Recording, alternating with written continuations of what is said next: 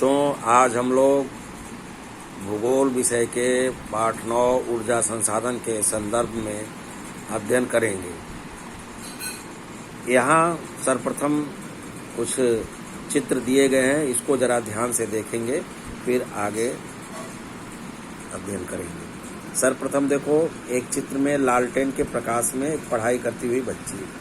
तो इस लालटेन में प्रकाश के लिए कहाँ से ऊर्जा है? इसमें घासलेट का प्रयोग हुआ। किसका प्रयोग हुआ? घासलेट, मिट्टी का तेल जिसको आप बोलते हो। प्रकाश प्राप्त करने के लिए किस ऊर्जा संसाधन का प्रयोग हुआ? मिट्टी के तेल का प्रयोग हुआ। यहाँ पर खनिज तेल का उपयोग हुआ है। गाड़ी में डीजल या पेट्रोल या सीएनजी भर रहे हैं तो खनिज तेल कहाँ से प्राप्त होता है? खनिज तेल हमें एक खनिज कुएं से जो है प्राप्त हुआ है। यहाँ एक व्यक्ति बच्ची के साथ अपने फसल की ओसाई कर रहा है, तो इसे पंखे के सहायता से कराए। तो पंखे से को ऊर्जा कहाँ से मिल रही है? पवन या हवा के द्वारा प्राप्त हो रही है। यहाँ गर्म करने के लिए पदार्थ को ये गर्म कर रहे हैं, तो यहाँ इसका किसका एलपीजी सिलेंडर का प्रयोग हो रहा है। और यहाँ देखिए ऑटो रिक्शा है, तो ऑटो रिक्शा में भी सीएनजी का प्रयोग होता है जिसके द्वारा वह चलता है। तो इन ऊर्जा संसाधनों के स्रोत क्या रहे और कहाँ से प्राप्त होते हैं, उनका क्या प्रयोग होता है। तो सर्वप्रथम ऊर्जा संसाधन के संदर्भ में थोड़ा हम देखेंगे। मानव की आवश्यकताएं जैसे जैसे बढ़ती गई वैसे वैसे ऊर्जा संसाधनों और ऊर्जा स्रोतों के उपयोग में बदलाव आया। ऊर्जा संसाधनों का वर्गीकरण मुख्य रूप से पारंपरिक ऊर्जा, अपारंपरिक ऊर्जा, जैविक, अजैविक, नवीकरणीय, अनवीकरणीय, पदार्थों पर आधारित, प्रक्रियाओं पर आधारित आदि प्रकारों में किया जा सकता है। सर्वप्रथम हम देखेंगे पदार्थों पर आधारित ऊर्जा। पदार्थों पर आधारित ऊर्जा संसाधनों को जैविक ऊर्जा संसाधन कहते हैं। पदार्थों पर जो आधारित ऊर्जा रहती है उसे जैविक ऊर्जा संसाधन कहते हैं। ये संसाधन सीमित रूप में उपलब्ध होते हैं। इनके उपयोग से प्रदूषण होता है। ये ऊर्जा संसाधन पर्यावरण की दृष्टि से बहुत ही हानिकारक होते हैं। अब इनमें पदार्थों पर आधारित में जैसे लकड़ी है, गांव देहातों और चूल्हे पर रसोई बनाने के लिए लकड़ी का उपयोग हम बड़ी मात्रा में किया जाता है। कोयला है, साधारण कोयले का उपयोग रसोई घर में भी किया जाता है। पत्थर के कोयले का उपयोग उद्योग धंधों तथा बिजली बनाने, ताप विद्युत के उत्पादन में किया जाता है। खनिज तेल तथा प्राकृतिक गैस। खनिज तेल को काला सोना भी कहते हैं। ताप विद्युत उत्पादन के लिए इस ऊर्जा संसाधनों का उपयोग किया जाता है। बायोगैस प्रक्रियाओं के विष्टा तथा जैविक अनुपयोगी पदार्थों का उपयोग करके बायोगैस तैयार किया जाता है। कूड़े से ऊर्जा।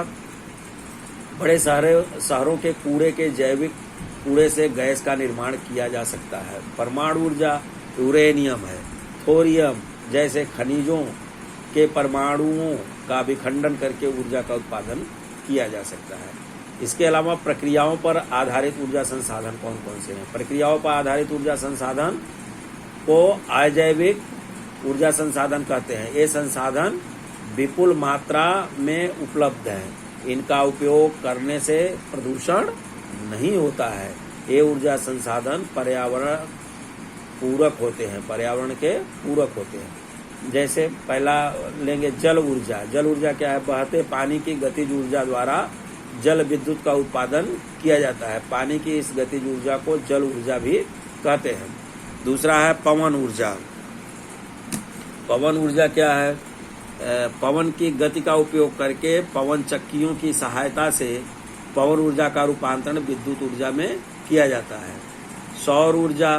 सूर्य से प्राप्त होने वाले प्रकाश तथा ऊष्मा और सौर ऊर्जा है। इस ऊर्जा का रूपांतरण विद्युत ऊर्जा में किया जा सकता है। चौथा है सागरी ऊर्जा। सागर यानी समुद्र से उठने वाली लहरें और ज्वार भाटा सागर जल की हलचलें हैं। इन हलचलों में गतिज ऊर्जा होती है। ये सागरी ऊर्जा कहते हैं। इस ऊर्जा का उपयोग करके विद्युत का उत्पादन भी किया जा सकता है। पांचवा है भूगर्भीय ताप ऊर्जा।